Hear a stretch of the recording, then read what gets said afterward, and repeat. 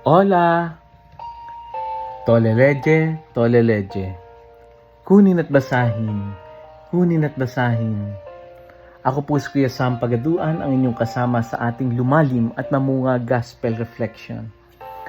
Ngayon ay July 4, 2026. Ang mabuting balita ng Panginoon ayon kay San Mateo, chapter 9, verse 14 to 17. Noong panahong iyon, lumapit kay Jesus ang mga alagad ni Juan Bautista at ang wika, "Malimit kaming mag-ayuno, gayon din ang mga Pariseyo. Bakit po hindi nag-aayuno ang inyong mga alagad?" Sumagot siya, "Maari bang magdalamhati ang mga panauhin sa kasalan habang kasama nila ang lalaking ikakasal? Kapag wala na siya, saka pa lamang sila mag-aayuno.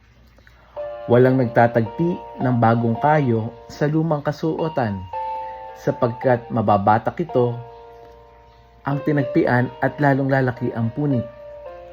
Wala ring nagsisilid ng bagong alak sa lumang sisidlang balat. Kapag ganun ang ginawa, puputok ang balat at matatapon ang alak at mawawasak ang sisidlan. Sa halip ay sinisilid ang bagong alak sa bagong sisidlan, at sagay kapwa nagtatagal." Ang mabuting balita ng Panginoon. Pinupuri ka namin, Panginoong Hesukristo. Happy Saturday po sa inyong lahat. Sa gospel natin ngayon, lumapit kay Jesus yung mga alagad ni Juan Bautista at nagtanong.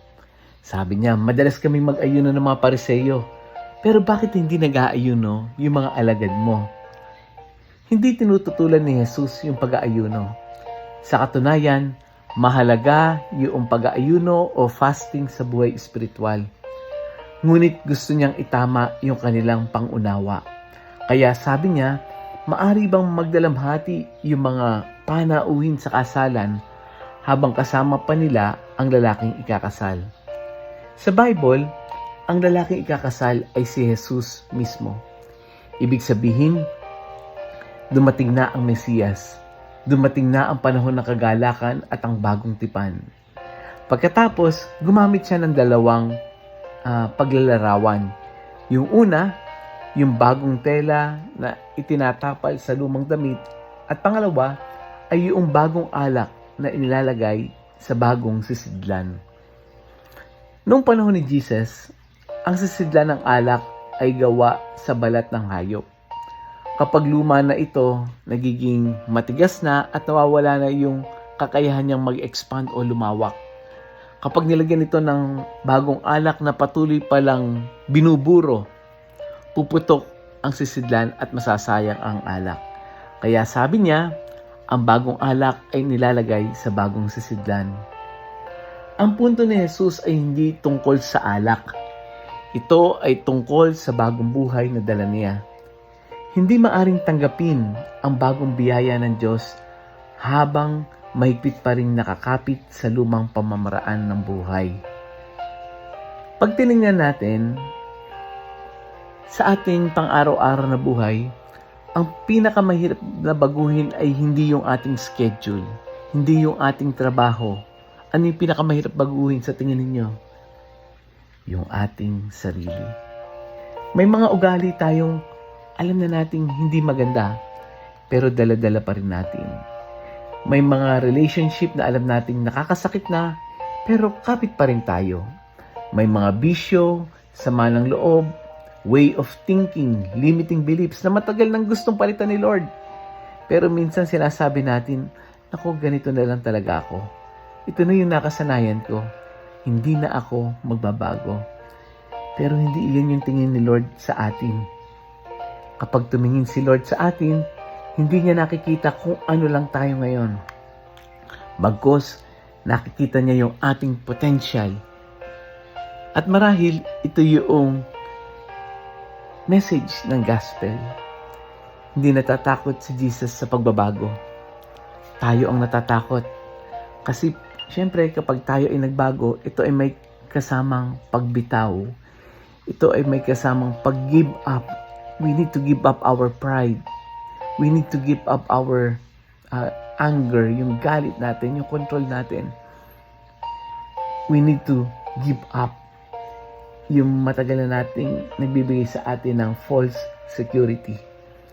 Pero tandaan mo, hindi ka pinababago ni Jesus para mawala yung tunay mong pagkatao. Pinagbabago ka niya para maging ikaw yung taong nilikha niya na maging, to realize your potential. At baka isang bagay na ang hinihingi sa'yo ni Lord ngayon, hindi malaking sakripisyo. Isang maliit na hakbang lang. Isang ugaling kailangan ng baguhin. Isang taong kailangan ng patawarin. Isang panalangin na kailangan ng simulan. Kasi minsan, ang himala ay hindi nagsisimula sa isang pusong handang maging bagong sisidlan. Kaya ngayong araw na ito, let us reflect. Ano ba yung kailangan ko ng, yung ugali kong kailangan ko ng bitawan?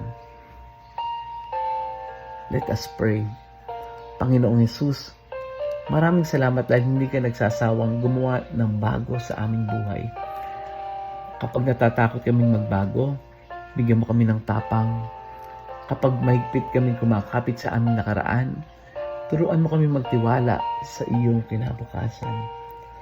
Hubugin mo ang aming puso upang maging bagong sisidlan ng iyong biyaya, pag-ibig at kapayapaan.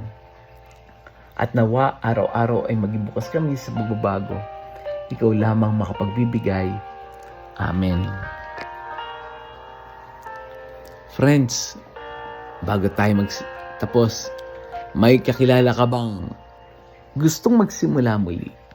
Lalo na yung mga birthday lang, di ba? Yung gustong another and fresh start.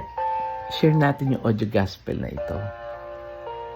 Share din natin ito sa ating mga kaibigan, sa ating mga kamag-anak, sa mga classmates natin, sa GC natin, sa mga katrabaho natin.